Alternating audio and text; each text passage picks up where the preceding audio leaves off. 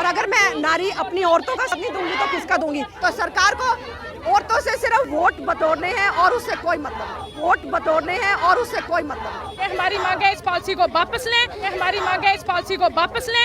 इस सरकार ने तो हर किसी को परेशान करके रखा है चारों तरफ से औरत को, चाहे कोई भी मुद्दा ले लीजिए। सत्य कहेंगे, सत्य लिखेंगे, सत्य चलेंगे।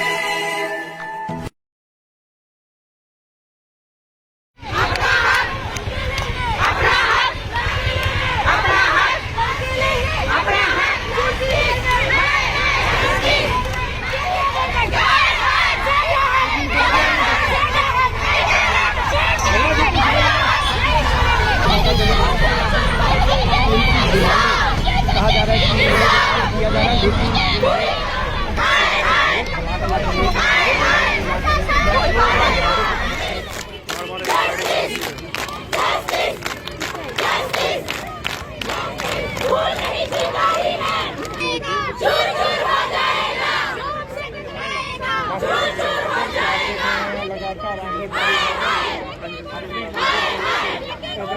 पहले तो मैं एक वुमन हूँ और अगर मैं नारी अपनी औरतों का साथ नहीं दूंगी तो किसका दूंगी? क्योंकि हमारा साथ सरकार नहीं दे रही है, यूटी गवर्नमेंट नहीं दे रही है, सेंटर गवर्नमेंट नहीं दे रही है। एक तरफ सेंटर गवर्नमेंट बोलती है कि वुमेन एम्पावरमेंट का एक नारा दे दिया उसने, और आप देख रहे हैं वुमेन एम्पावरमेंट का सबसे अच्छा उदाहरण यहाँ है कि औरतें सड़कों पे आ गई, औरतों सड़कों पे आ गई हैं।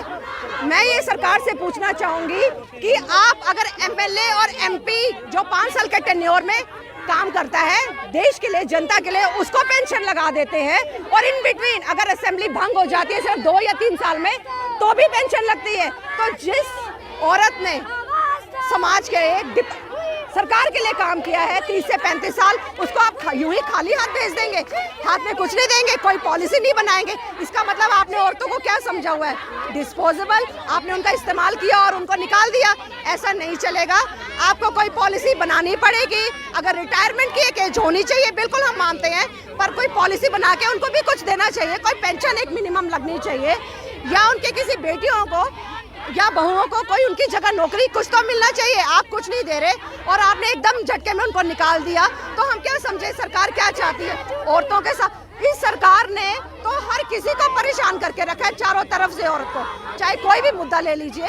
तो सरकार को औरतों से सिर्फ वोट बटोरने हैं और उससे कोई मतलब नहीं। थैंक यू आपका मीडिया वालों का।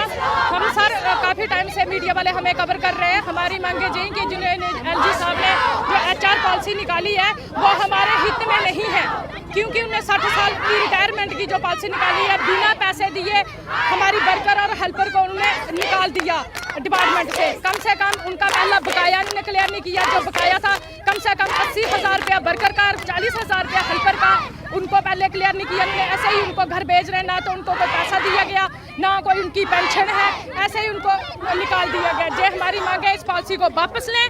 अगर ये पॉलिसी वापस नहीं लेंगे तो इससे भी उग्र प्रदर्शन करेंगे हम।